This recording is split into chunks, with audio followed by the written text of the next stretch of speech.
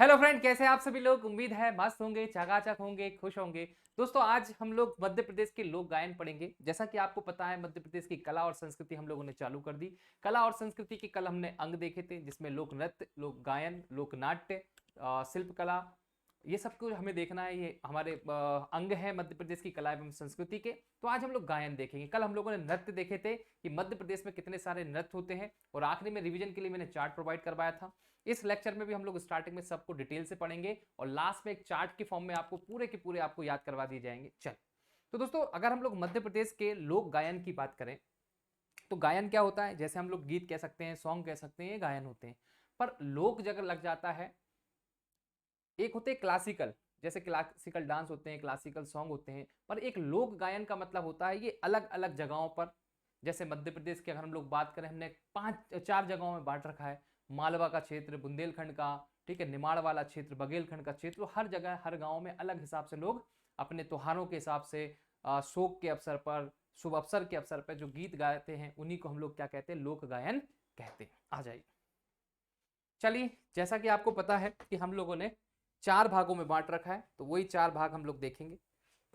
देखिए, सबसे पहले हम निमाड़ की बात करेंगे, फिर हम मालवा की बात करेंगे, फिर बुंदेलखंड, और फिर हम लोग बघेलखंड।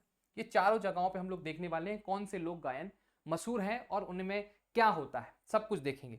यहाँ पे देखिए दोस्तों, निमाड़ की अगर हम बात करें तो सबसे पहले जो गायन दिख रखा है वो है सिंगाजी गायन। क्या है? सिंगाजी लोक गायन। अब इस सिंगाजी की बात करें दोस्तों, निमाड़ क्षेत्र में सिंगाजी महाराज एक बहुत ही बढ़िया संत थे। तो उन्हीं को खुश करने के अवसर पर या उन्हीं से प्रार्थना करने के अवसर पर निमाड़ क्षेत्र में क्या होते हैं, गायन गाए जाते हैं। उन्हें सिंगाजी गायन कहते हैं। निर्गुणिया, निर्गुणिया भी निमाड़ में गाए जाते हैं। माशरण्या, माशरण्या कल हमने देखा था, नृत्य भी था, और माशरण्या क्या, गीत भी है। उसी गीत पे गाते हैं और डांस करते हैं, तो उसे माशरण्या कहा जाता है। और माशरण्या एक गाना है, एक ताल है, एक उसी पे नृत्य भी करते हैं। इसके बाद देखो कलगी तुर्रा। ये कलगी तुर्रा ना दो अखाड़े हैं। निमाड़ में क्या है, कलगी और तुर्रा दो अखाड़े हैं, जिन अखाड़ों पर क्या होता है, गाने गाए जाते हैं। अंताक्षरी जैसे, भाई अब हमने गाया तुम उधर से गाओ, फिर हम गाएं, कंपटीशन चलता है, कंपटीशन। तो कलगी और तुर्रा क्या है, दो अखाड़े हैं। वही अखाड़े हमेशा हर साल क्या करते हैं, शुभ अवसर पर या किसी कंपटीशन के अवसर पर गाना गाते हैं, और एक दूसरे में कंपटीशन होता है। उसी को कहते हैं कलगी तुर्रा। तो कलगी तुर्रा क्या है, अखाड़े हैं। ठीक है, चलिए, माशरण्या, वापस से देखिए, सिंगाजी, निर्गुणिया, माशरण्या, कलगी तुर्रा। और एक चीज आप नोटिस करोगे, जो गीत जहां पर होता है, जो गायन है, वहीं पर उसके नृत्य भी होते हैं, ये भी याद रखिएगा। अब हम लोग मालवा की बात करें, भाई मालवा में ना भरथरी, ठीक है, मालवा में क्या होगा, भरथरी गायन गाए जाते हैं, हीड़ गायन गाए जाते हैं, संजा गीत गाए जाते हैं, मोपे गीत गाए जाते हैं। जैसे संजा गीत की बात करें, जो जिसे हम लोग कहते हैं आड़े दिन कहते हैं, या जो हमारे जो पूर्वजों को हम याद करते हैं, ऐसा समय आता है, तो तब हम लोग श्राद्ध पक्ष भी कहते हैं। तो उस समय मालवा में जो महिलाएं रहती हैं, लड़कियां रहती हैं, अक्सर कुमारी लड़कियां, कुमारी लड़कियां क्या करती हैं, दीवालों पर गोबर से भित्ति चित्र बनाती हैं, और संजा के समय मतलब शाम के समय क्या करती हैं, आरती गाती हैं और संजा गीत गाती हैं। तो ये संजा गीत कहाँ पर होते हैं, मालवा में होते हैं। अब बुंदेलखंड की बात करें, तो बुंदेलखंड में देखो भोला गीत, लमटेरा गीत, बमलुआ, बमलिया, ठीक है, बम्बुलिया, ये बहुत बहुत इंपॉर्टेंट है यहाँ पर। बमलुआ हो गया, भोला हो गया, लमटेरा, आला गीत, जैसा मैंने आपको कल बताया था, आला खंड होता है। आला और उदल परमार्दी देव के दो सेनापति थे। ठीक है, तो बरसात के दिनों में यहाँ मध्य प्रदेश के बुंदेलखंड क्षेत्र में बरसात के दिनों में आला गायन गाया जाता है। वीर रस से प्रभावित होता है। आला उदल की 52 लड़ाइयों के बारे में जिक्र होता है, किस तरीके से उन्होंने अपने राजा के, जो सेनापति थे, अपने राजा के लिए लड़ाइयाँ लड़ी थी, वो बहुत इंपॉर्टेंट है यहाँ पे। ठीक है, इसके बाद अगर हम लोग बात करें, बोरायता, फाग, होली के अवसर पर यहाँ पर फाग गाया जाता है। ठीक है, और इसके बाद बसदेवा। तो ये बुंदेलखंड के गायन है, इनको एक एक करके हम लोग डिटेल से समझेंगे। इसके बाद बघेलखंड की बात करें, तो बघेलखंड में देखिए बिरहा होता है, घोटुल पाटा होता है। जैसा कि आपने मैंने बताया था, कौन सी, मुड़िया जनजाति। ठीक है, मुड़िया जनजाति के जो लोग हैं, उनके यहाँ घोटुल प्रथा चलती है। घोटुल प्रथा क्या होती है, लड़का लड़की जब कुंवारी, कौन से, किशोर अवस्था में होते हैं, तो उसी समय उनको एक स्कूल टाइप का होता है, वहां पे शादी के पहले रखा जाता है, ट्रेन किया जाता है लड़कियों को अपने हिसाब से। भाई शादी के बाद तुम कैसे खाना करोगे, कैसे रिश्तेदारी निभाओगे, पूरा ट्रेंड, आपके जीवन में आने वाली जो भी चुनौतियां होंगी उनके बारे में ट्रेन करते हैं लड़का लड़की को। यहाँ एक घोटुल प्रथा जो है बहुत इंपॉर्टेंट है। चलिए, तो वहीं पे जो गाना गाए जाते हैं, घोटुल पाटा गाया जाता है। पंडवानी, पंडवानी बहुत इंपॉर्टेंट है, ये भी गाया जाता है कहाँ पर, बघेलखंड में। बहुत मशहूर गीत है, अभी आपको बताऊंगा तो आपको समझ में आएगा। देवारी और बांस गीत, ठीक है, देखिए बांस गीत, देवारी, पंडवानी, घोटुल पाटा और बिरहा ये बघेलखंड के हैं। बुंदेलखंड की बात करें तो बम्बुलिया, भोला, लमटेरा, आला, बेरायता, फाग, वसदेवा, याद रखिएगा। मालवा की बात करें तो भरथरी, हीड़, संजा, मोपे। निमाड़ की बात करें तो सिंगाजी, निर्गुणिया, माशण्या और कलगी तुर्रा। ये लोक गायन है हमारे मध्य प्रदेश के, ये आपको पता होना चाहिए। सर हम तो सर पीएससी की तैयारी कर रहे हैं, हमको क्या, हमें क्या करना है, ये सिंगाजी हो गया, ये हीड़ हो गया, संजा, हम क्या करेंगे याद करके। ठीक है, तो दोस्तों आप एक सरकारी जॉब में होंगे, कहीं पर भी आप पोस्ट हो सकते हैं। जैसे आप कहीं कुछ कल्चर देखते हैं ना, उससे प्रभावित हो जाते हैं। जैसे आप में से कुछ हिंदू धर्म के होंगे या कुछ मुस्लिम धर्म के होंगे या डिफरेंट कोई धर्म के होंगे, तो जो निर्णय आप लेते हैं वो आप अपने कल्चर के हिसाब से लेते हैं। जैसे अगर आपसे अगर हम बात कहें कि भाई दो लड़कियों की शादी हो रही है आपस में, या दो लड़कों की शादी हो रही, तो आपने कभी ऐसा देखा ही नहीं, आपने कभी ऐसा फील नहीं किया, तो आप एक अलग रिएक्शन लेंगे, यार ऐसा कैसे होता है, दो लड़कियां शादी कैसे कर रही, दो लड़के कैसे शादी कर रहे हैं। या अगर आपसे हम बात करें कि आप भाई शाकाहारी हो, अगर आपको किसी को मांस खाते हुए देखोगे तो आपको एक अलग ही फील आएगा, अरे यार ये गलत कर रहे हैं। ठीक है, और आप मांस खा रहे हो तो आप जो शाकाहारी उनसे बोलते हैं यार घास फूस खा रहा हो, जानवर खाते हैं। तो ये आपकी अवधारणा आपके कल्चर से डिसाइड हो जाती है। मगर आप जब सरकारी नौकरी में लगते हो तो मध्य प्रदेश के किसी भी शहर, किसी भी जिले या किसी भी गांव में आपकी पोस्टिंग होगी, वहां आप इस तरह का कल्चर देखेंगे। आप सोच के देखिए, आप सोच के देखिए कि आपसे ऐसा कहा जाए कि भाई शादी के पहले लड़का लड़कियों को एक साथ रखा जाए, आप समझ सकते हो। अगर आप आसपास कहीं देखोगे तो आपको अलग लगेगा।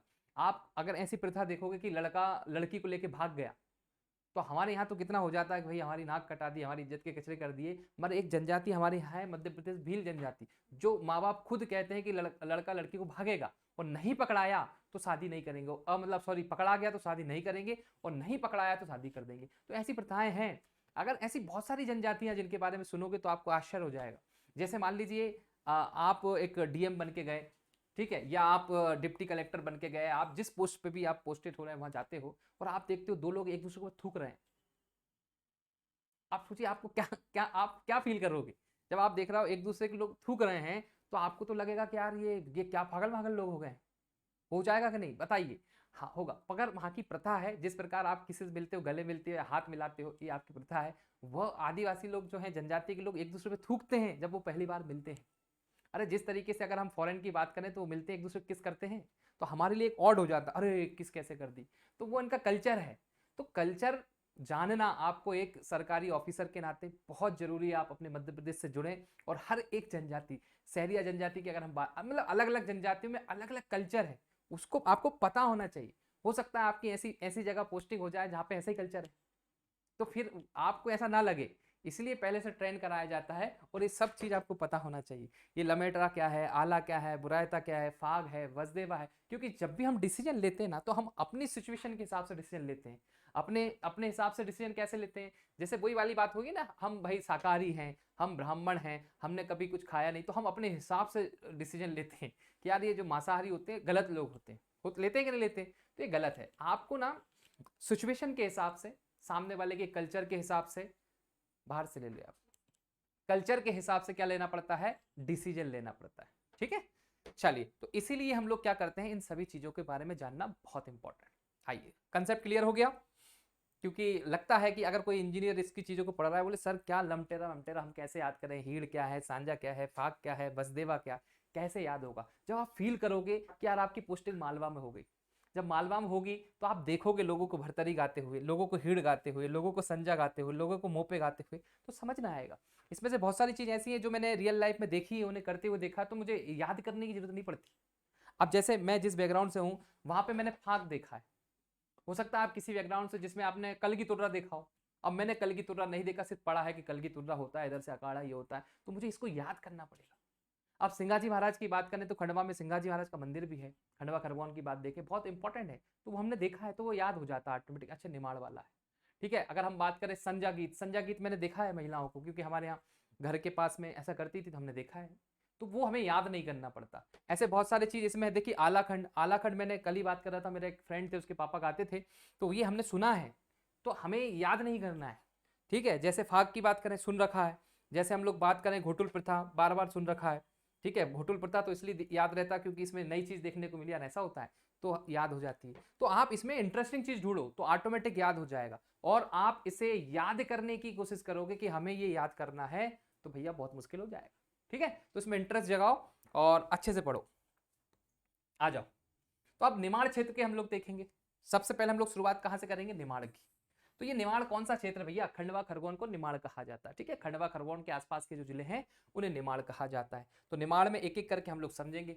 सबसे पहले हम लोग बात करेंगे संत सिंगाजी भजन की। ठीक है, संत सिंगाजी भजन, ये भजन क्या होते हैं, ये देखिए सिंगाजी महाराज का एक थोड़ा सा मंदिर टाइप का बना हुआ है, ये है संत सिंगाजी। हो सकता है आपके गांव में, आपके शहर में आप बहुत बड़े संत हो जिन्हें आप मानते हो। ऐसे ही निमाड़ क्षेत्र में संत सिंगाजी जो है बहुत बड़े लेवल के क्या थे, संत थे, जिनके शुभ अवसर पर, ये कोई भी शुभ अवसर हो तो संत सिंगाजी महाराज को याद किया जाता है। जैसे अगर हम बात करें कि हम लोग कोई भी पूजा पाठ करते हैं तो गणेश जी को याद करते हैं, वो गणेश जी की पहले आरती गाते हैं, पहला मंत्र पढ़ते हैं। क्यों पढ़ते हैं, चला आ रहा है भाई। ठीक है, वो अपना अपना रीजन हो सकता है, पर ऐसे ही निमाड़ में गाते हैं। देखिए, निमाड़ अंचल में उच्च स्वर में एकल एवं समूह गायन, या तो एक व्यक्ति भी गा सकता है या समूह में सब लोग गा सकते हैं। जैसे मंत्र पढ़ता है तो पंडित जी अकेले पढ़ता है, पर आरती गाते तो सब गाते हैं। मंत्र मंत्र थोड़ी सब पढ़ते हैं, मंत्र तो पंडित जी पढ़ेंगे, आरती सब गाएंगे। ऐसे क्या हो जाएगा, एकल उच्च स्वर में तेजी से गाया जाता है शुभ अवसरों पर। गृहस्थ जीवन, कृषि, पशुपालन से संबंधित गायन होते हैं। ठीक है, कैसे होते हैं, गृहस्थ जीवन से संबंधित, कृषि से संबंधित, पशुपालन से संबंधित। 15वीं शताब्दी के निर्गुण संत के कवियों में सबसे अग्रणी संत थे, निर्गुणी संत कवियों में सबसे अग्रणी संत थे सिंगाजी महाराज।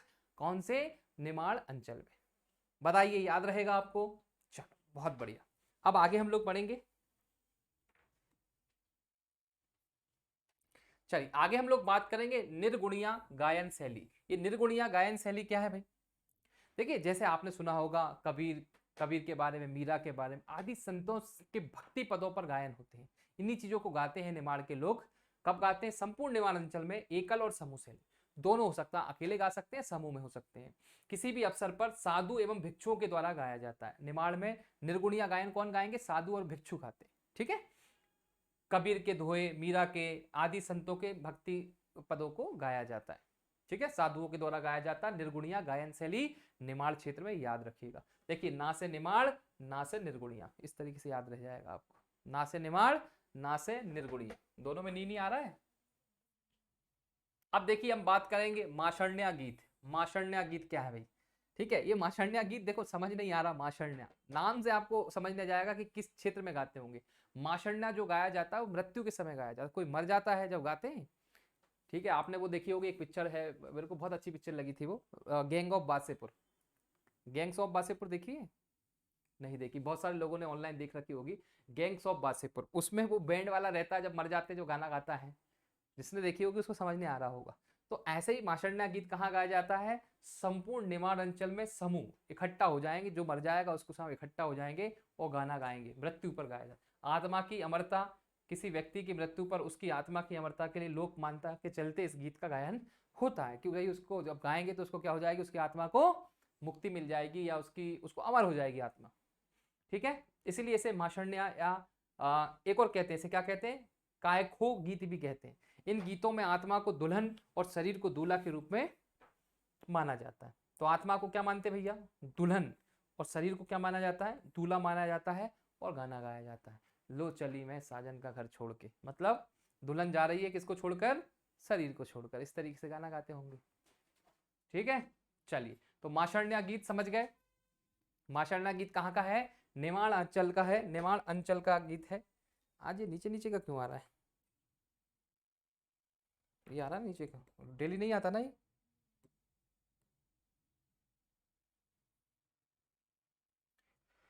चलो, कल की तुर्रा की बात करेंगे भाई। ये संपूर्ण निमाड़ क्षेत्र में वाद विवाद लोक गायन शैली। वाद विवाद मतलब समझ रहे हो, वाद विवाद का मतलब क्या होता है, वही कंपटीशन एक दूसरे में, इधर से किसी ने बात कहा तो उधर से विवाद आया। तो अपन देखेंगे क्या क्या सीन क्या है ये।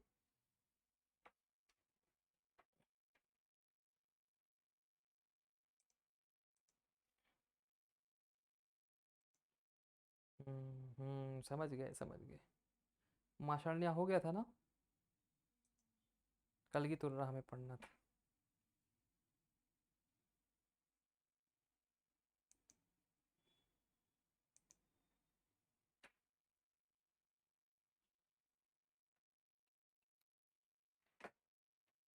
चलिए, हाँ वापिस आ जाइए भाई, कहाँ थे हम लोग? कलगी तुर्रा, कलगी तुर्रा पे। तो कलगी तुर्रा एक प्रकार का क्या है? वाद विवाद लोक गायन है। वाद विवाद समझ गए ना आप लोग क्या होता है? इधर से वाद होगा तो उधर से विवाद होगा, डिबेट कॉम्पिटिशन, ठीक है। रात के समय गाए जाने वाले लोकगीत है, रात के समय गाए जाते हैं और घटनाओं पर आधारित होते हैं। जो भी घटनाएं हो गई आपके जीवन में, जो भी घटनाएं होती हैं, जैसे एक प्रकार की शादी आपके जीवन में एक घटना है तो शादी के ऊपर गाएंगे, ठीक है। मृत्यु एक घटना है तो उसके ऊपर गाएं। जो भी घटना होगी उस पर वाद विवाद पर चलता है, ठीक है। एक दूसरे के मजे लेते हैं। इसके प्रमुख उस्ताद कौन है? तो कलगी तुर्रा के देखिएगा, सुमेर सिंह व मंसराम। इस गायन शैली का प्रसार एक समय कर्नाटक से लेकर उत्तर प्रदेश तक था। निमाड़, मालवा, बुंदेलखंड और बघेलखंड में भी कलगी तुर्रा का गायन मंडलियों पर भी अभी भी मौजूद है। कुछ मंडलियां करती हैं, कुछ मंडलियां करती हैं, पर निमाड़ में दो क्या है, कलगी और तुर्रा नाम के क्या थे? दो अखाड़े हैं, अखाड़े हैं, ध्यान रखिएगा। कलगी और तुर्रा क्या है? दो अखाड़े हैं निमाड़ क्षेत्र में जो प्रस्तुत करते थे। और एक समय रहता, कभी कभी चलता है ना, बहुत चलता है, तो उस समय क्या था कि सभी क्षेत्र में, पूरे मध्य प्रदेश में, कर्नाटक से लेके यूपी तक में ये गाए जाते थे। चंग की थाप पर कलगी तुर्रा गाया जाता है। जो बचता है उसे क्या कहते हैं? चंग कहते हैं। कलगी दल शक्ति और तुर्रा दल शिव को बड़ा बताने की कोशिश करता है, ठीक है। कंपटीशन लड़ते हैं तो ध्यान रखिए, कलगी जो दल है वो किसको बताएगा? शक्ति को। और तुर्रा दल है वो शिव को बड़ा बताने की बात करते हैं, मतलब एक शिव को बड़ा बताते हैं तो एक शक्ति को बड़ा बताते हैं, ठीक है। और एक किस थाप पर गाते हैं? चंग की थाप पर, चंग। चलिए बहुत बढ़िया।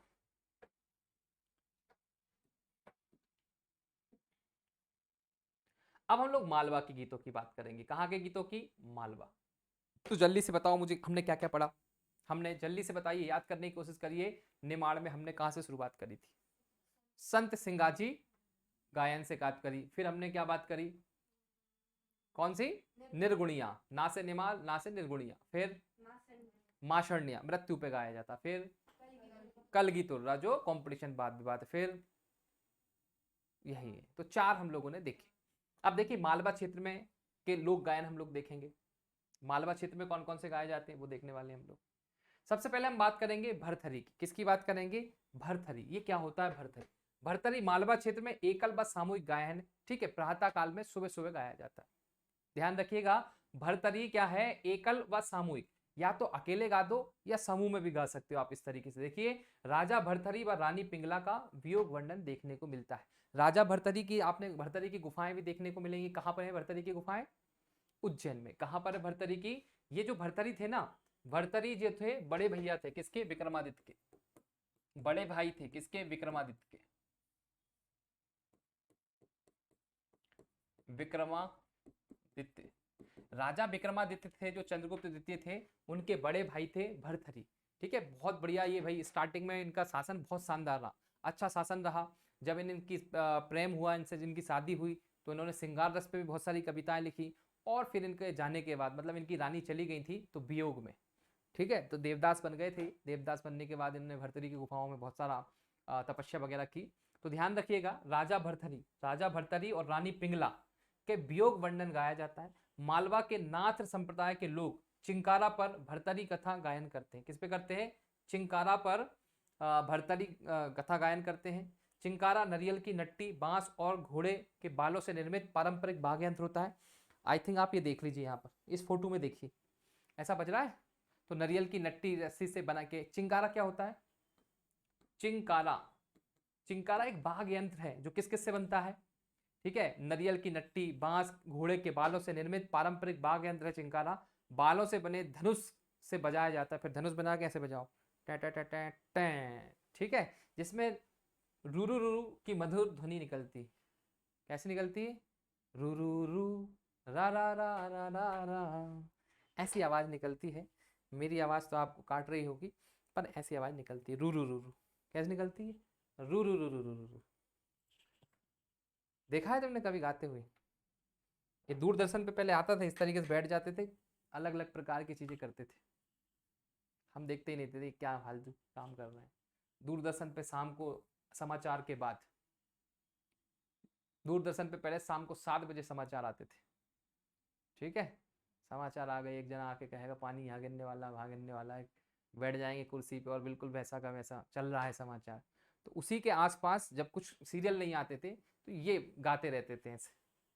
हमें नहीं पता था कि इन्हें याद करना पड़ेगा, तो पहले ही कर लेते, देख लेते। चलिए, तो भरथरी समझ गए, नाम से ही समझ में आएगा भरथरी मतलब राजा भरथरी की बात हो रही। राजा भरथरी और पिंगला, इनकी रानी थी पिंगला, इनके वियोग, वियोग मतलब बिछड़ गए, बिछड़ गए मतलब ब्रेकअप हो गया था इनका, टूट गए थे, मतलब रानी पिंगला की शायद मृत्यु हो गई थी या छोड़ के मृत्यु हो गई थी, छोड़ के चली गई थी। तो उस वियोग में राजा भरथरी ने सब कुछ छोड़ दिया था, त्याग व्याग कर दिया था, और कुछ किताबें लिखी थी, कुछ गीत मीत लिखे थे, वही गीत गाए जाते हैं मालवा क्षेत्र में। ठीक है, और मालवा आपको पता उज्जैन में है, और उज्जैन में भरथरी की गुफा है। ठीक है, विक्रमादित्य के बड़े भैया थे ये।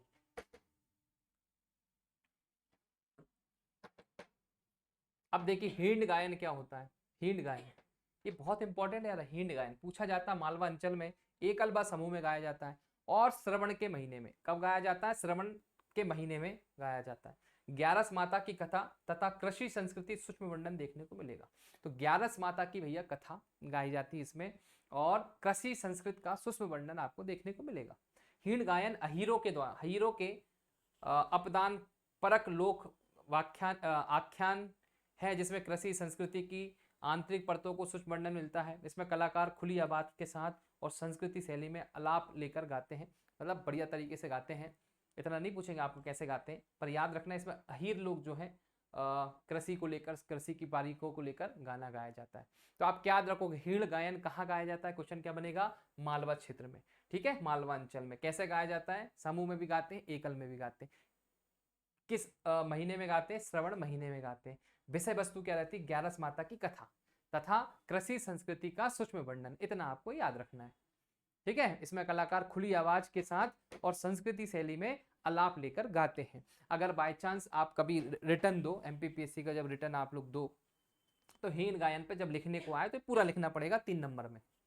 ठीक है, ये सब कुछ लिखना पड़ेगा आपको 3 नंबर में, मालवा अंचल, एकल समूह, श्रवण महीना और ये सब चीजें।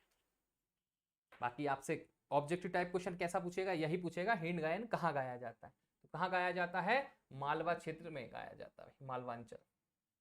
संजा गीत, जैसा कि मैंने आपको बताया था, संजा गीत देखिए, ये दीवालों पे गोबर से, दीवालों पे गोबर से बहुत बढ़िया कलाकृति बनाती हैं, और कुंवारी लड़कियां बनाती हैं इसे।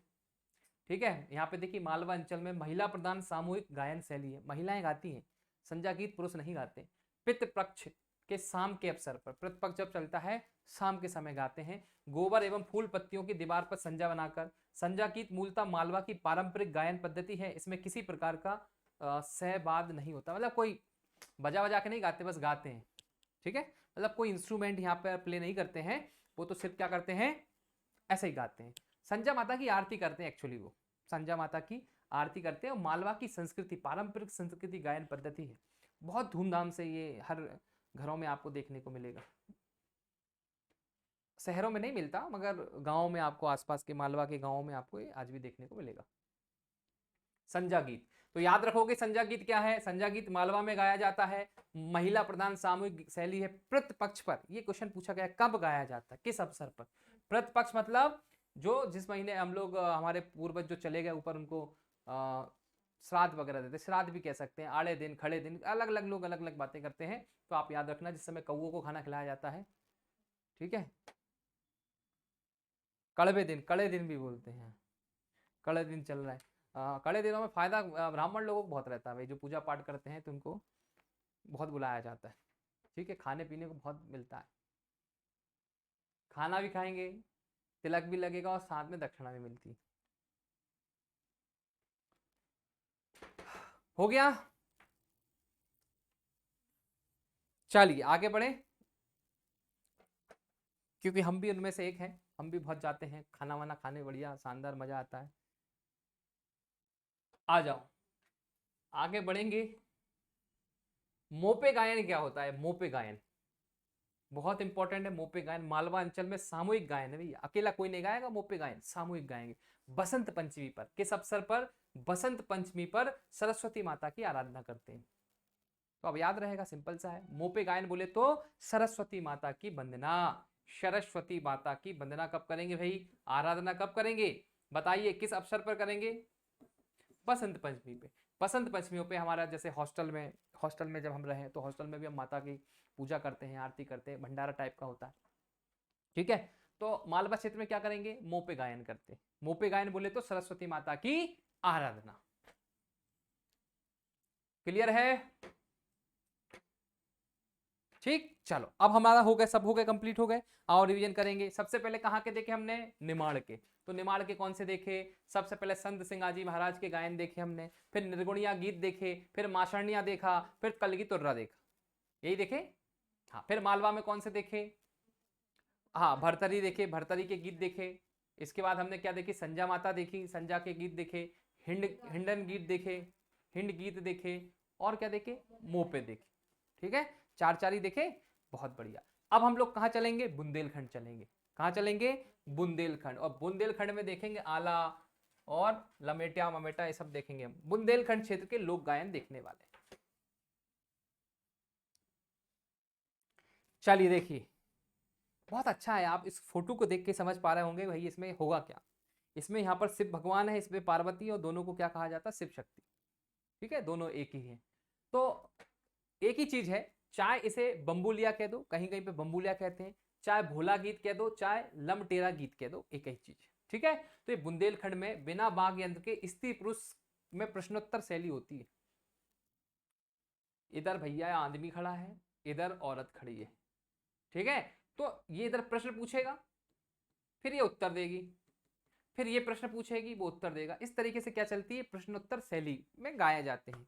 और अक्सर इसमें क्या होता है, अवसर क्या होता है, शिवरात्रि, बसंत पंचमी एवं मकर संक्रांति के दिन होता है।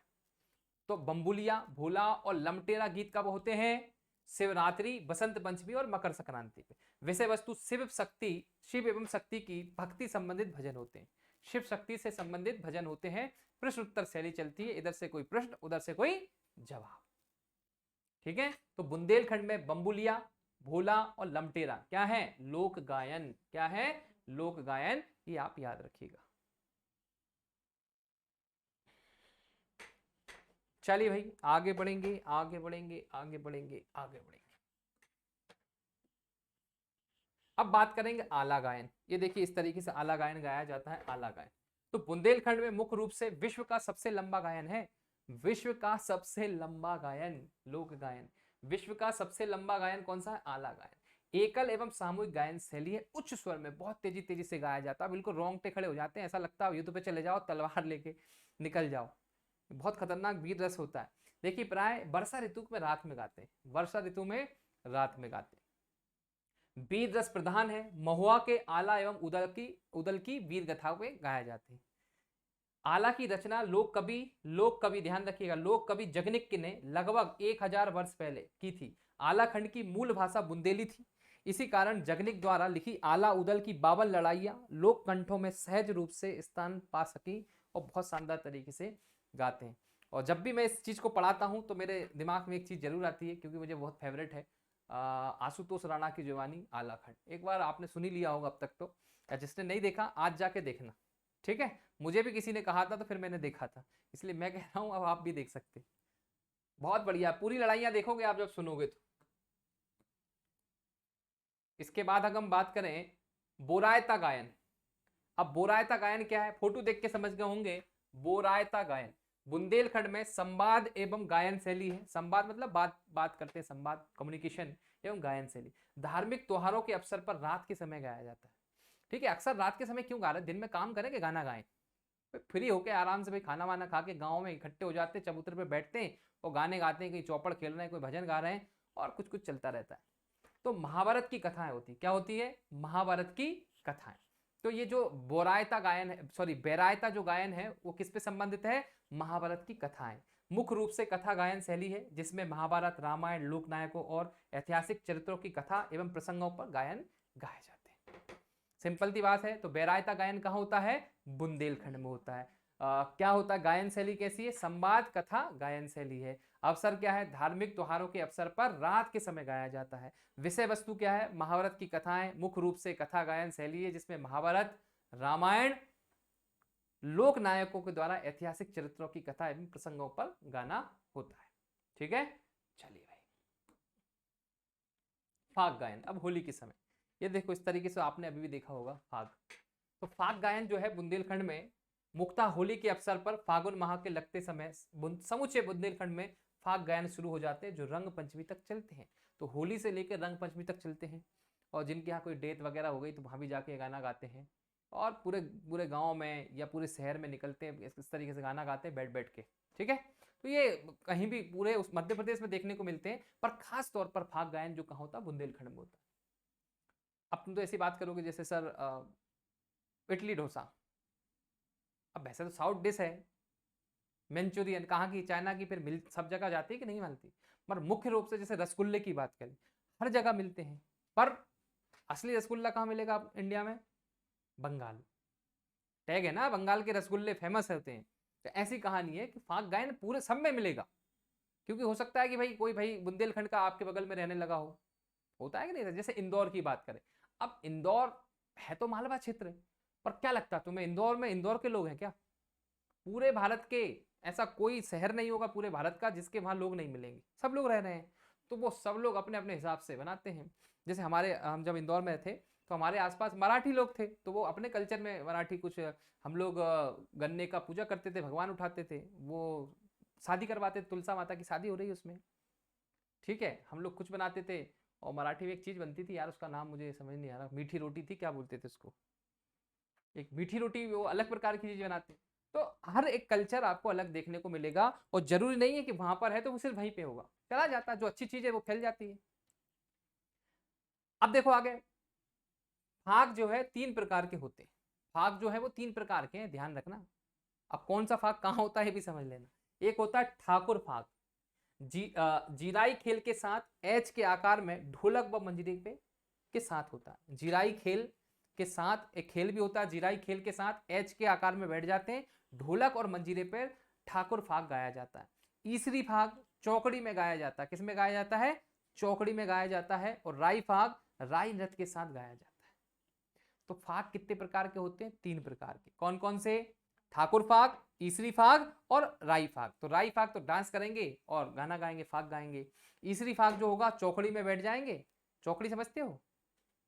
पालकी, अरे पालकी बना के बैठते हैं, चौकड़ी बना के बैठ जाओ, पैर के ऊपर पैर रख के बैठते नहीं है ऐसे, तो ऐसे बैठ के जैसे ये नहीं बैठे, ऐसे कुछ चौकड़ी करके बैठते हैं और फिर गाते हैं। इसके बाद जिराई खेल एक खेल होता है, खेल भी खेलते हैं और ढोलक और मंजीरे के साथ क्या करते हैं? मंजीरा समझते हो? झंझरा, मंजीरा, मंजीरा वो तो ऐसे गाते हैं। ये देखो मंजीरा बजा रहे हैं, धुन लग जाती है, ये ढोल ये ढपला टाइप का बजा रहा है, कुछ कुछ बजा रहे हैं, गाना गा रहे हैं, कीर्तन चल रही है, बड़ा मजा आता है यार। इसमें बैठ जाओ आप, टेंशन फ्री हो जाओगे। लगता जरूर है देख के क्या कर रहे हैं, मगर आप जब बीच में बैठ जाओगे तो आपको मजा आने लगेगा। अब बघेलखंड चलेंगे, कहाँ चलेंगे? बघेलखंड। जैसा कि आपको पता है बघेलखंड जाने से पहले हम लोग चलेंगे निमाड़, फिर चलेंगे मालवा, फिर चलेंगे बुंदेलखंड। चलो जल्दी से निमाड़ चलो, निमाड़ चलो। निमाड़ में क्या गाया? पहले संत सिंगाजी महाराज के गायन गाए, फिर क्या गाया? जल्दी बताओ, फिर क्या गाया? क्या गाया? निर्गुणिया गाया। फिर क्या गाया? माशरण्या गाया, मृत्यु हो गई माशरण्या गा दो। फिर कलगी तुर्रा गाया। ठीक है, हो गए 4। फिर एक और बचा, क्या हो गए? 4 हो गए 4। फिर चलेंगे मालवा, मालवा में क्या गाया? भरथरी गाया, राजा भरथरी की कहानी। फिर क्या गाया? हिंडन गाया। हिंडन गाया क्या होता है? 11 माता की कथा। ठीक है, इसके बाद क्या है? संजा गीत, स्त्रियां महिलाएं संजा गीत गाती हैं, प्रतिपक्ष पे गाती हैं। फिर मोपे, मोपे सरस्वती की आराधना कर दी बसंत पंचमी के दिन। हो गई कहानी। फिर कहाँ चलेंगे? बुंदेलखंड। बुंदेलखंड में पहले क्या होगा? बम्बुलिया, भोला या लमटेरा, लमेट्रा, लमटेरा है, लमटेरा। तो इसमें प्रश्नोत्तर शैली चलती है, इधर से लड़के ने कुछ गाया, लड़की ने कुछ गाया, माता शिव और पार्वती की कथाओं पर आधारित होता है। फिर इसके बाद आला गायन, आला खंड पूरा हमने बताया, लोक कवि जगनिक के द्वारा आला खंड जो लिखा गया है, आला उदल की 52 लड़ाइयों पर बरसात के दिनों में रात के समय गाया जाता है, उच्च स्वर में गाया जाता है। ठीक है, फिर बोरायता। बोरायता में क्या होता है? धार्मिक, रामायण महाभारत के बारे में बोरायता। ठीक है, और फाग, फाग क्या होती है भाई? होली के अवसर पे फाग 3 प्रकार की होती है। कौन कौन सी? ठाकुर फाग, ईराई फाग और राई फाग। चलो अब चलेंगे बघेलखंड। तो बघेलखंड में सबसे पहले करेंगे बिरहा गायन। कौन सा? बिरहा गायन। तो ये बिरहा गायन क्या होता है समझिए। बिरहा गायन की बात करें तो बघेलखंड में होता है सुनसान जगहों पर किसी ऊंचे टीले पर बैठकर दिवाली के समय। अब बिरहा समझ रहे हो, बिरहा विरह हो गया मतलब ब्रेकअप हो गया या किसी से बिछड़ गए, तो कहाँ जाएंगे? जब बिछड़ जाएंगे तो सुनसान जगहों पे जाएंगे, ऊंचे टीले पर बैठकर दिवाली के समय सिंगार सिंगार विरह गीत उसकी याद में। ठीक है, किसी की याद आ रही है तो क्या करेंगे? सुनसान जगह पे जाएंगे, ऊंचे टीले पे बैठकर जोर जोर से गाना गाएंगे, जिससे वो जल्दी से आपके पास आ जाएगा या आ जाएगी। सिंगार विरह होते हैं। सवाल जवाब गायन, क्यों चली गई छोड़ के या क्यों चला गया छोड़ के, इस तरीके चिल्लाते हैं तो लोग समझते हैं कि पागल हो गया क्या हो गया। नहीं, ऐसा नहीं होता। बघेलखंड में बिरहा गाया गाते हैं। यह गीत श्रृंगार रस से परिपूर्ण बिरहा वाले होते हैं। बघेलखंड में बिरहा गायन परंपरा लगभग सभी जातियों में पाई जाती है। सभी जाति, क्योंकि सब में होता है यार। बिरहा हो ही जाएगा, पहले पेचअप फिर ब्रेकअप तो होगा, फिर तो गाना तो निकलेंगे यार। देवदास मूवी ऐसे ही थोड़ी बनी। देवदास मूवी जो बनी पारो वाली देवदास, वो इसीलिए बनी। ठीक है, तो बिरहा हो जाएगा। क्या होगा? सुनसान जगहों पर, सुनसान राहों में सेंसा निकलते हैं ऐसे ही, क्या करने के लिए? बिरहा गाना गाने के लिए। कहाँ जाएंगे? सुनसान जगह पर किसी ऊंचे टीले पे बैठ के जब तभी तो पता चलेगा कि ऐसा कुछ हुआ है, तो बताना जरूरी है, तभी तो नया मिलेगा भाई। जब तक तुम गा के बताओगे नहीं कि भाई ऐसा हो गया, कोई छोड़ के चला गया, तो नए की संभावना बहुत कम मिलेगी। तो इसलिए ऐसा करना चाहिए, मतलब करते हैं लोग। कहाँ पर? बघेलखंड में। अच्छा गाना है यार। चलिए, हर बोले गीत बहुत शानदार। हर बोले के हर बोले के मुंह से सुनी हमने कहानी थी, वो खूब लड़ी मर्दानी, वो तो झांसी वाली रानी थी। तो यही है वो हर बोले जिनके मुंह से सुनी थी। ठीक है, और उसको फिर कविता में लिख दी थी। तो ये हर बोले। ये देखो भगवान सिर पे कुछ भगवान वगैरह बिठा के रखे इन्होंने, ऐसे कपड़े पहनते हैं। बघेलखंड में सहर बोले जाति, कौन से बोले? सहर बोले जाति। शहर बोले जाति द्वारा अपने यजमान के समक्ष दिन में गाए। यजमान मतलब ये आते हैं आपके घर में, आएंगे फिर गाएंगे। यजमान समझते हो, एक पंडित जी होते हैं, पंडित जी कथा करते हैं, जिसके घर में करते हैं वो यजमान होता है। ठीक है, तो इनके ये पंडित जी हैं समझ लो एक तरीके से। हर बोले जो है ये आते हैं और दिन के समय ये गाना गाते हैं। कब गाते हैं? दिन के समय। श्रवण कुमार की कथा, रामायण कथा और कर्ण की कथा गाते हैं। श्रवण कुमार कहेंगे वो श्रवण कुमार थे, उनने अपने माँ बाप अंधे थे, उनको तराजू में बिठा लेके गए थे, वो कहानी सुनाते हैं। फिर और क्या, रामायण की कथा सुनाते हैं, कर्ण की सुनाते हैं। मतलब जो भी इंपॉर्टेंट व्यक्ति था, जैसे कौन है, रानी लक्ष्मीबाई की कहानी सुना देंगे। सामूहिक गायन शैली है, समूह में गाते हैं। हर बोले बघेलखंड का एक पारंपरिक गायन समुदाय है, जिसे बस देवा भी कहा जाता है। ये बहुत इंपॉर्टेंट लाइन है, जिसे क्या कहते हैं? बस देवा। क्या कहते हैं? बस देवा। हर बोले और बस देवा एक ही चीज है। तो याद रखोगे हर बोले कौन होते हैं? बघेलखंड में होते हैं। शहर बोले जाति द्वारा अपने यजमान के समक्ष दिन में गाया जाते हैं। श्रवण कुमार की कथा, रामायण कथा, कर्ण की कथा या जो वीर जो भी है उनके बारे में गाते हैं। गायन शैली सामूहिक है, सामूहिक रूप में इकट्ठा होके गाना गाते हैं। ठीक है, तो इन्हीं के मुंह से हमने सुनी कहानी थी, खूब लड़ी मर्दानी, वो तो झांसी वाली रानी थी। अब पंडवानी। अब ये पंडवानी जो है बहुत इंपॉर्टेंट यार। पंडवानी, तो पंडवानी में ही छुपा हुआ है पांडव। क्या छुपा है? पांडव। ठीक है, पांडव छुपा हुआ है। तो अब पंडवानी जब भी दिमाग में आएगा तो पांडव याद आएंगे। ये देखो भैया, ये कौन है? कौन है ये अर्जुन है, ये श्री कृष्ण भगवान है, और ये पूरे सब कुछ बैठे हैं, नकुल सहदेव, 5 पांडव। शहडोल, अनूपपुर और बालाघाट क्षेत्र देखना, क्षेत्र विशेष बघेलखंड में शहडोल, अनूपपुर और बालाघाट अधिकतम शाम के समय आयोजित किया जाता है। पंडवानी गीत कब गाते हैं? शाम के समय। पांडवों की कथा का वर्णन किया जाता है। उच्च स्वर सहित गायन शैली है। पांडवों की प्रसिद्ध गायक तीजन बाई और झाड़ू देवन। अब लगा लो स्टार, तीजन बाई को भैया अवार्ड मिले हैं। तीजन बाई, ये पूछा जाएगा करंट अफेयर्स में भी पूछा जाएगा। तीजन बाई, इनके बारे में पढ़ेंगे, ध्यान से देखिएगा। तीजन बाई और झाड़ू देवगन। झाड़ू के झांडू, झांडू देवगन, झाड़ू नहीं है, झांडू, झांडू देवगन और तीजन बाई, ये 2 ऐसे व्यक्ति हैं जो पंडवानी गीत के लिए बहुत फेमस है। क्या है? बहुत फेमस, याद रखिएगा पंडवानी गीत। तो पंडवानी गीत किससे संबंधित हैं? पांडवों की कथा का वर्णन किया जाता है। उच्च स्वर सहित गायक कथा प्रथा शैली है। और तीजन बाई और झाड़ू जो झांडू, सॉरी फॉर दैट मैं प्रोनाउंस नहीं कर पा रहा हूं, झाड़ू देवगन, ये दोनों जो हैं वो क्या हैं, पंडवानी गीत के प्रसिद्ध गायक हैं। पंडवानी बोले तो पांडवों की कहानियां गा गा के सुनाते हैं। घोटुल पाटा गीत मूड़िया मूड़िया आदिवासी क्षेत्रों में मृत्यु के अवसर पर गाया जाता घोटुल पाटा। पटा करते हैं पटा, तो पाटा वही समझ लेना। आत्मा शांति के लिए बुजुर्गों द्वारा सामूहिक कथा गायन शैली की जाती है। तो कोई मर जाएगा तो बुजुर्ग लोग इकट्ठे हो जाएंगे और घोटुल पाटा गीत गाएंगे। कहां पर, बघेलखंड में। हो गया, चलो बहुत बढ़िया। तो यहां पर हम लोगों ने सभी के सभी लोक गायन देख लिए हमारे मध्य प्रदेश के। अब जैसा कि आपको पता है कि लास्ट में हम लोग क्या देंगे आपको, टेबल फॉर्म में देंगे, जिससे टेबल फॉर्म में आप लोगों को याद करने में आसानी हो जाएगी। और वैसे आप कभी नहीं भूलोगे यार, कभी नहीं भूलो। मुंह पे, जैसे मुंह पे आएगा तो आपके दिमाग में आएगा सरस्वती माता आराधना बसंत पंचमी के दिन, ठीक है, माशण्या मृत्यु के समय, घोटुल पाटा मृत्यु के समय। याद रहेगा कि नहीं रहेगा? 4 ऑप्शन में देख के आप एलिमिनेट आराम से कर दो। बस शर्त है कि आपने एंजॉय किया होगा।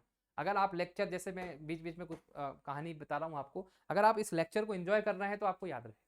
और आप सोच रहे हो कि यार पढ़ रहे हैं कैसे याद करेंगे, क्या करेंगे, पहले ही डिमोटिवेट हो जाओगे तो फिर कभी याद नहीं रहेगा। एंजॉय करिए, ठीक है, एंजॉय करिए इसको और समझिए इनको चीज़ों को कि घोटुल पाटा गीत है मूड़िया आदिवासी के क्षेत्रों में।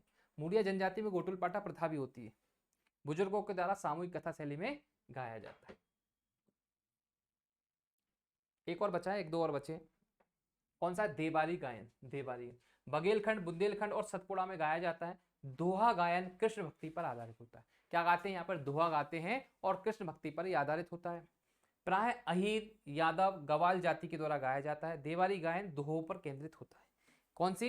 यादव लोग, यादवों को अहीर भी कहा जाता है। अहीर, ग्वाले, ये जाति के लोग क्या करते हैं? देवारी गायन गाते हैं। कहां पर? बघेलखंड, बुंदेलखंड और सतपुड़ा क्षेत्र में दोहा गायन श्रेणी है और कृष्ण की भक्ति पर ये गाए जाते हैं देवारी।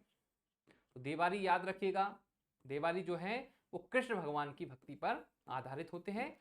और अहीर जाति के लोग, या वही अहीर कह दो, सुबह सुबह, प्राय सुबह नहीं, प्राय मतलब कौन गाते हैं? अहीर, यादव, गवाल जाति के लोग इसे गाते हैं।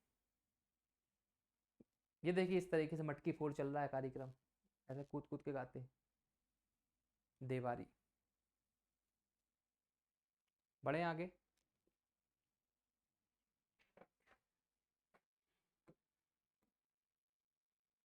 विदेशिया, विदेश जाके भूल ना जाना पिया, विदेशिया। देखिए नाम में ही छुपा है, विदेशिया, विदेश जाके भूल ना जाना पिया, मतलब ऐसा कुछ गाते होंगे। ये देखो, आओ समझो। बघेलखंड में गीत में नायक और नायिका बिछड़ने और मिलने का वर्णन होता है। तो ऐसे ही याद रखो, विदेशिया मतलब विदेश जाके भूल ना जाना पिया, मतलब एक नायक और नायिका एक दूसरे से गाते हैं कि बिछड़ जाएंगे, कैसे बिछड़ेंगे। वो एक वो तो एक गाना था ना, कल कॉलेज बंद हो जाएगा, फिर तुम अपने घर को जाओगे, फिर हम अपने घर को जाएंगे। कौन सी पिक्चर थी? बताओ भाई कौन सी पिक्चर थी? कल कॉलेज बंद हो जाएगा, फिर तुम अपने घर को जाओगे कि हम अपने घर को जाएंगे। नरसिंहा थी, कौन थी? नरसिम्हा, नरसिम्हा मूवी थी। नहीं नरसिम्हा ही, हाँ नरसिम्हा ही थी शायद, बाबूजी वाली। अजय सनी देवल, सनी देवल, सनी देवल नरसिम्हा होता, ऊपर से बाबूजी को मारता है, वो दारू पी के पड़ा रहता है। नहीं देखी? अरे क्या, देखना आप।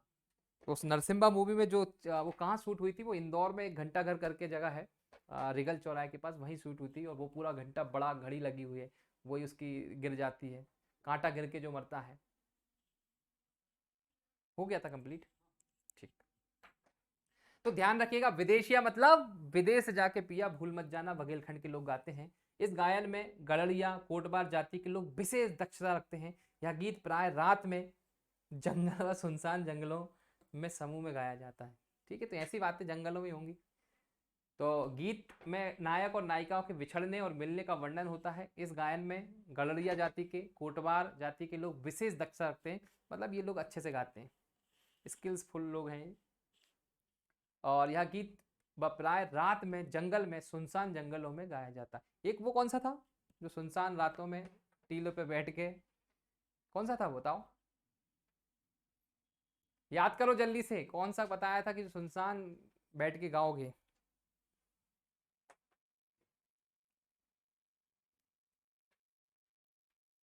इतनी जल्दी भूल जाओगे तो कैसे काम चलेगा। बिरहा, ठीक, कौन सा नाम ही था, बिरहा। हाँ, बिरहा गीत, तो बिरहा से समझ रहे हो ना, बिरहा मतलब बिछड़ना, तो वो भी ऐसे गाया जाता है। कहाँ पे गाया जाता है वो भी? हम्म, अरे कौन से, बघेलखंड बुंदेलखंड, कहाँ पर? बघेलखंड में, तो बघेलखंड में ही ऐसे काम होते हैं भैया, ध्यान रखिएगा। बघेलखंड में ही ऐसे काम होते हैं, बिरहा वाले और विदेशिया वाले। चलो भाई, याद रहेगा, मुझे उम्मीद है कि आपको याद रहेंगी। चलो भैया, इधर देखो, टेबल फॉर्म में आपको जमा के दे दिया गया है। एक हमारे स्टूडेंट हैं ऑनलाइन, उन्हीं के कहने पे ये सब काम किया गया है। उनका फोन आया, बोले सर वो इतना सारा आपने इतिहास पढ़ा दिया, याद नहीं हो रही हमें चीज़ें, कुछ शॉर्ट शॉर्ट में दे दो। तो मैंने उनसे प्रॉमिस किया था कि पहले पढ़ेंगे, फिर एक चार्ट के फॉर्म में शॉर्ट में 2 से 3 पेज में आपको बना के दे दिया जाएगा, इतना ही आपको लिखना है। अगर आप ट्यूशन नहीं भी लिख पाए तो ये ऐसे क्या ऐसा टेबल फॉर्म में एक पेज में आपका हो जाएगा। तो पूरे लोकगीत हो जाएंगे, एक ही मतलब आधे में लोकगीत हो जाएंगे, आधे में लोक गायन हो जाएंगे। आ जाओ, देखिए यहाँ पर माशण्या गीत।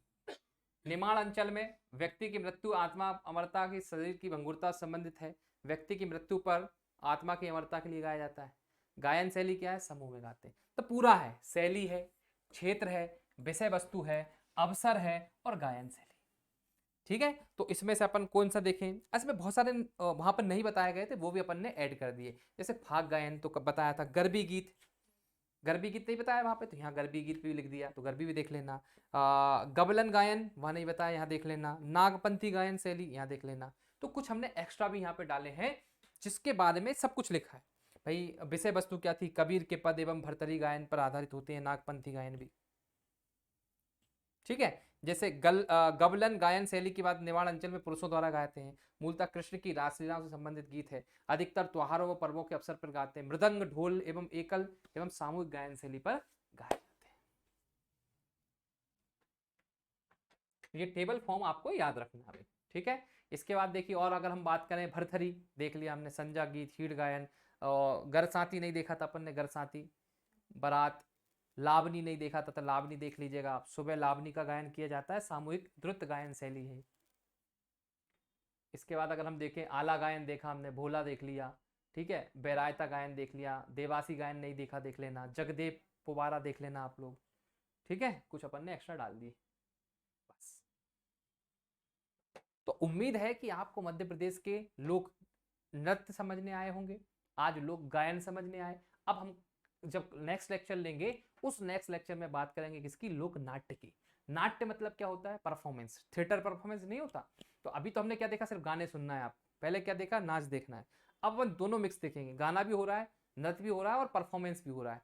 तो जैसे आपने देखा होगा ना, रामायण चल रहा है, मेलों के अवसर पर रामायण चलती है, किरदार होते हैं, हनुमान जी उड़ के आ रहे हैं, ये आ रहे हैं। तो इसी तरीके से क्या होता है? नाट्य होते हैं जिनसे परफॉर्मेंस करके दिखाया जाता है।